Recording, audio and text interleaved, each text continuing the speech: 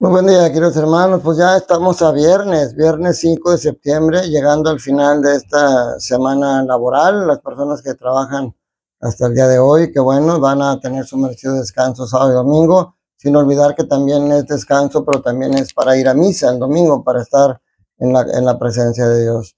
Y bueno, vamos a seguir meditando la palabra de Dios como cada día lo hacemos, y estos días pues ha estado correspondiendo la primera lectura a la carta a los Colosenses. Seguimos con el capítulo 1. Primero vimos los primeros 8 capítulos, después del 9 al 14, y ahora vamos a ver del 15 al 20.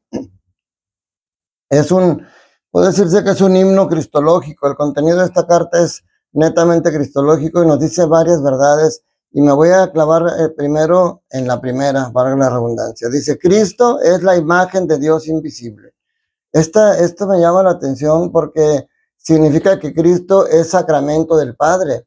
El sacramento hace visible algo invisible, la gracia que no se ve. Entonces, Cristo es sacramento del Padre. Y el domingo que estuvimos en la reunión, bueno, nos acompañó en la asamblea eclesial en la que los diáconos tuvimos una sesión de trabajo muy productiva, por cierto, y con mucho gusto de ver a mis hermanos diáconos que casi no nos vemos. Pero nos acompañó Monseñor Rogelio un buen rato, y dentro de la plática que nos dio, me llamó la atención precisamente una frase que dijo. Nos dijo, no solamente a los diáconos, que a lo mejor repercute más, pero para todo bautizado. Dice: Dios nos llama a ser sacramento, nos llama a ser presente a Dios en el mundo. Nosotros estamos llamados a eso, mis hermanos. Nosotros los diáconos estamos llamados a ser sacramento de Cristo siervo, no de Cristo sacerdote. Nosotros no tenemos la misma misión que un sacerdote, similar pero no igual, pero todos los bautizados estamos llamados a ser sacramentos de Dios, a ser presente al Padre. Y eso es bien importante, mis hermanos, porque realmente podemos ver con toda claridad si en el mundo lo estamos cumpliendo.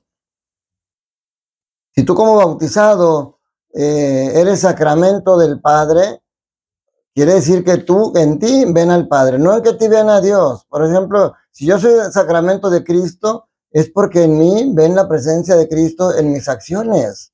O sea, que yo, como Jesús, paso por el mundo haciendo el bien, que yo soy misericordioso, que yo soy paciente, que yo soy comprensivo. Hacer presente a Cristo es vivir como Él vivió en nosotros. Y a eso estamos llamados. Aquí, obviamente, está hablando, como les digo, cristológico. Dice que Cristo es la plenitud, Cristo es el que nos primerea, decía el Papa Francisco de feliz memoria. Cuando dice que Cristo fue el primero, quiere decir que hubo otros después, en este caso, porque dice, Cristo es imagen de Dios invisible, el primogénito de toda la creación, porque en Él tienen su fundamento todas las cosas creadas, del cielo y de la tierra, las visibles y las invisibles, sin excluir tronos y dominaciones a los principados y potestades. Dice, todo fue creado por medio de Él y para Él. Fíjense, aquí está hablando ya de Cristo. Y nosotros, yo recuerdo de niño, cuando veíamos en el catecismo que les explicaban a Dios, sobre todo a Dios uno y trino, le daban a cada uno una misión o una tarea. Y decían, Dios Padre es creador, Dios Hijo es redentor, y Dios Espíritu Santo es santificador. Pero eso lo hacían como para que fuéramos entendiendo. Realmente, aquí está diciendo que todo fue creado por medio de Jesús, por Él y para Él. Porque recordemos que es una persona en la Trinidad, y las acciones de una reflejan las acciones de todos. No es que tengan una tarea específica cada quien. Dice que Cristo existe antes de todas las cosas. Dice el apóstol San Juan, en el principio ya existía la palabra, y la palabra estaba con Dios y estaba orientada a Dios. Todas las cosas tienen su consistencia en Él. Él es también la cabeza del cuerpo, que es la iglesia. Él es el principio, el primogénito de entre los muertos, para que sea el primero en todo. Él es el primero, y después sigues tú y sigo yo. Después nosotros también vamos a resucitar al final de los tiempos, unos para la vida eterna y otros para donde hay llanto y sufrimiento, dice la palabra. Dice, porque Dios quiso que en Cristo habitara toda plenitud, y por Él quiso reconciliar consigo todas las cosas del cielo y de la tierra, y darle paz por medio de su sangre derramada en la cruz. O sea, Cristo es el que viene a ser sacramento del Padre, y es el que nos viene a llevar al Padre. Es el que viene a borrar todas aquellas cosas que nos separaban del Padre, que son el pecado. Y como seguimos, con su sangre nos purificó, nos llamó a la santidad, pero como seguimos pecando, pues por eso tenemos el sacramento de la reconciliación. En el Evangelio de Lucas, capítulo 5, versículos del 33 a 39. Es muy interesante porque a Jesús lo viven cuestionando. Muchas preguntas eran para ponerlo a prueba. Otras, cuando le preguntan cuál es el mandamiento más importante, parece que están pidiendo orientación. Y aquí estas preguntas son de cuestionamiento. Dice, los fariseos y los escribas le preguntaron a Jesús, ¿por qué los discípulos de Juan ayunaron con frecuencia y hacen oración? Igual que los discípulos de los fariseos, en cambio los tuyos comen y beben. Dos acciones les están criticando, el ayunar y el orar, el ayuno y la oración, que para los católicos son instrumentos muy importantes, pero sin embargo aquí les están cuestionando a Jesús que no ayunan sus seguidores, que no ayunamos. Pero Jesús deja claro una cosa, lo importante no es la acción, lo importante es qué es lo que te motiva a llevar esa acción. ¿Cuál es la fuente de tu ayuno? ¿Cuál es la fuente de tu oración? Porque los fariseos y los escribas ayunaban 2 veces por semana y lo cumplían al pie de la letra. Los fariseos eran los más estrictos cumplidores de la ley. Oraban, los judíos oran en el Shema en la mañana y en la tarde. El problema está en que lo empiezan a hacer todo de una manera rutinaria, como nos puede pasar a nosotros con el rezo del rosario, o con el resto de la liturgia de las horas. Laudes en la mañana, vísperas en la tarde, completas en la noche. Ya me toca, ya la tengo que rezar. Y la estamos rezando solamente como rezos, como repetición de palabras, que es lo que Jesús cuestiona. Está bien, es cierto que hay que ayunar, pero ¿cuál es la fuente de tu ayuno? Está bien que hay que orar, pero ¿cuál es la fuente de tu oración? ¿Solamente por cumplir un ritual? Porque muchas personas por eso no cambian, por eso no cambiamos. Estas personas estaban reacios a aceptar a Jesús porque todo lo hacían ritualmente. Cuando tú vas a misa todos los domingos y vas solamente por cumplir un precepto, pues por eso la misa no tiene influencia en ti, porque estás nada más sentado de cuerpo presente, pero no estás participando activamente ni te estás llenando de Dios. Ese es el problema.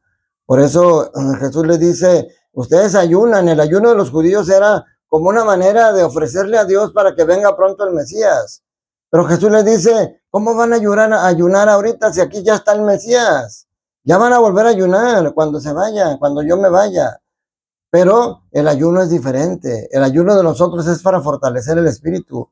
Y los judíos, por eso Jesucristo dice, cuando ayunes, no seas como los hipócritas, que andan con cara triste para que sepan que están ayunando. Cuando tú ayunes, tienes que andar alegre, tienes que andar feliz, porque estás ayunando para poder fortalecerte en tu relación con Cristo.